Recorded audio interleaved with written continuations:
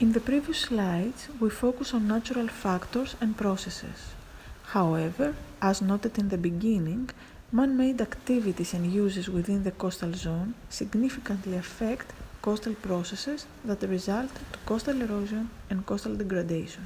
Some of these man-made interventions are dams, sand extractions, coastal constructions, and touristic facilities. As you know, a large variety of activities are hosted in the coastal zone which support the economy and serve many needs. As a result, often environmental problems occur that cause deterioration of citizens' lives. Deltaic coastal areas are constantly evolving as a result of the interaction of terrestrial, river discharge, coastal morphology, and marine processes such as waves, coastal currents, and tides. In fact, the construction of dams has led to a drastic reduction of sediment volumes reaching the estuaries globally at percentages ranging between 10 and 90%. Although the contemporary sea level rise contributes to the loss of many deltas globally, the degradation of wetlands is related to man-made interventions.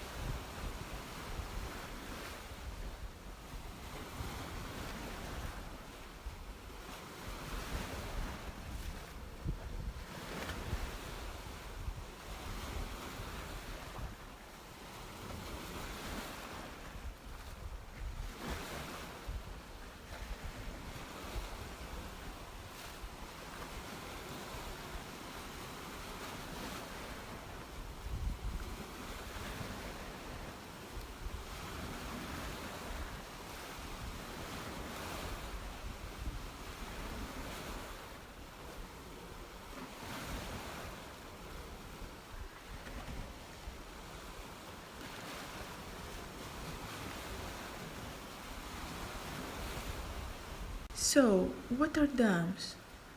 They are constructions designed to store and divert water.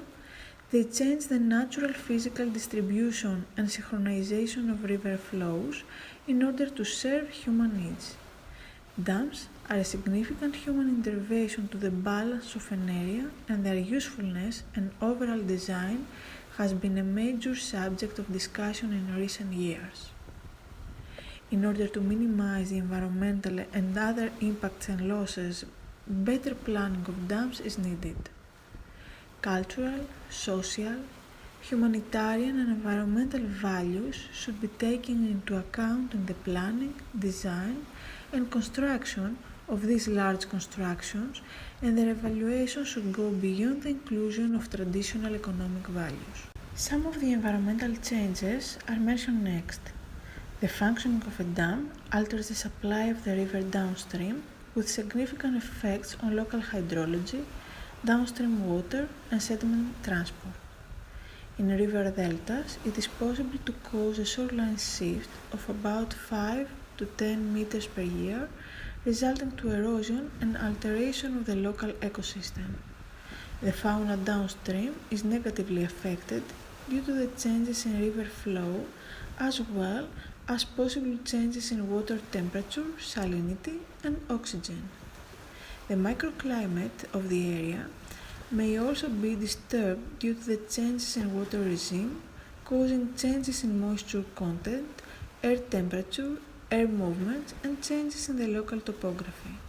At the same time, the development of a reservoir can cover places of historical interest, geological, or aesthetic value.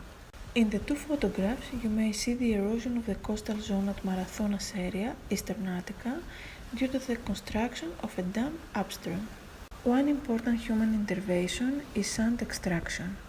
Extensive sand extraction has played a crucial role in Greek coastlines since 1950s. The sand of Greek coast has very good physical properties for building constructions, consisting of fine-grained material. In Greece, sand extraction constituted a source of easy and quick profit for many constructors. As a result, large quantities of sand from several coasts were extracted and transported. In many occasions, illegal sand was taken from isolated beaches in order to avoid the high cost of marine sand. Sand extraction was declared illegal in 1986. Today, this law is enforced to a few coasts. Another significant man-made intervention are construction projects. They are usually installed on the natural shoreline, resulting to the development of a new artificial coastline with different geomorphological and sedimentological features. For instance, the infillings that usually accompany harbor works, such as piers and breakwaters, in addition to aesthetic pollution, often cause changes in the coastal currents. The design and implementation of a technical project requires a multidisciplinary approach. There is need for collaboration of engineers and oceanographers in order to maximize project efficiency and minimize environmental impacts. On many occasions, construction projects are not designed appropriately, causing problems to the environment and the construction itself. For example, the sediment budget may be altered, causing areas of erosion and areas of deposition. It is not uncommon that sometimes even harbor works are covered by sediments as a result of this balance alteration. Example of a coastal erosion which is nowadays affecting even the road network. Examples of breakwaters in the coastal zone of Marathon, Eastern Attica. In the area, there is a current transporting sediment towards the west. They had built the breakwater at the left photo first, and afterwards they built an artificial channel for flood events. Afterwards, they built the second breakwater in the right photo in order to keep the channel open. Last but not the least, touristic facilities greatly affect the coastal zone and coastal erosion processes. In fact, in many cases, uncontrolled and unregulated constructions, such as buildings, are an important factor for the degradation of the coastal zone. Because the touristic sector has developed as an occupation, in many coastal areas, agriculture was abandoned, and as a consequence, the soil was hardened and became more difficult to be transported to the sea. Coasts are no longer supplied from the land, and coastal erosion is active.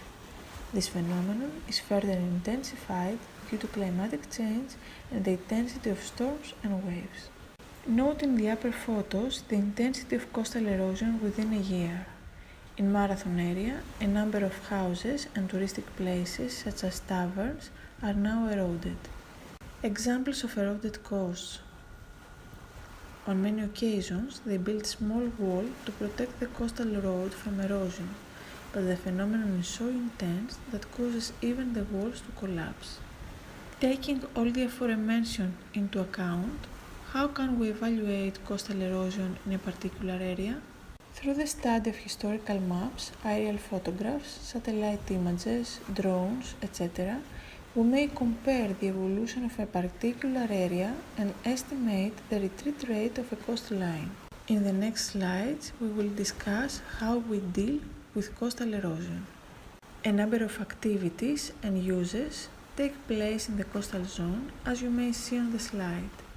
For these reasons, the coastal zone is often heavily populated. In this slide, you may see the coastal erosion pattern of European countries. The Mediterranean coasts have the higher values, as you may see on the diagram on the right. So, what can we do? During the last century, most protection works were related with hard engineering, which relates with the use of timber, rocks, or concrete constructions on the coastal zone. In contrast with hard engineering, where typically has no habitat value for fish or wildlife, soft engineering incorporates both of them. Soft engineering is related with the use of ecological principles and practices to reduce erosion and achieve the stabilization and safety of shorelines and the areas surrounding rivers, while enhancing habitat, improving aesthetics, and saving money. Soft engineering is achieved by using vegetation and other materials to soften the land-water interface and improving ecological features without compromising the engineered integrity of shoreline or river edges. Nourishment is a process by which sediment, usually sand, lost through longshore drift or erosion, is replaced from sources outside the eroding beach. Nourishment is typically a repetitive process since it does not remove the physical forces that cause erosion but simply mitigates their effects. The advantages of beach nourishment are that it widens the recreational beach and the structures behind the beach are protected as long as the added sand remains. Some disadvantages may be that the beach nourishment sand may erode. It is expensive and must be repeated periodically. The beach turns into a construction zone during nourishment. The process of nourishment may damage, destroy, or otherwise hurt marine and beach life by burying it. And also, the sand added to the beach is often different from the natural beach sand. It can be very hard to find the perfect match. Sand dunes are unique among coastal landforms as they are formed by wind rather than moving waters. They are a store of sand above the landward limits of normal high tides, where their vegetation is not dependent on the inundation of seawater for stability. They provide an ideal coastal defense system. Vegetation is vital for the survival of dunes because their root systems bind sediment and facilitate the build-up of dune sediment.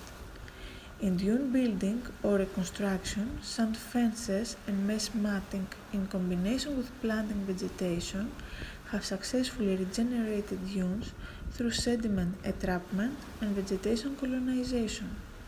The vegetation used should be governed by species already present in the area. Based on studies and scientific results, the presence of vegetation in coastal areas improves slope stability, consolidates sediment, and reduces wave energy moving onshore. Therefore, it protects the shoreline from erosion. In some cases, revegetation fails because environmental conditions do not favor the growth of species at the particular site, or there is ignorance as how to plant properly given the same conditions. It is also possible that anthropogenic influences have completely altered the natural processes in the area.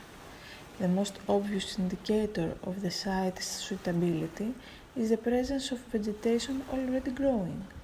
This can be extended by other factors such as the slope, elevation, tidal range, salinity, substrate, and hydrology.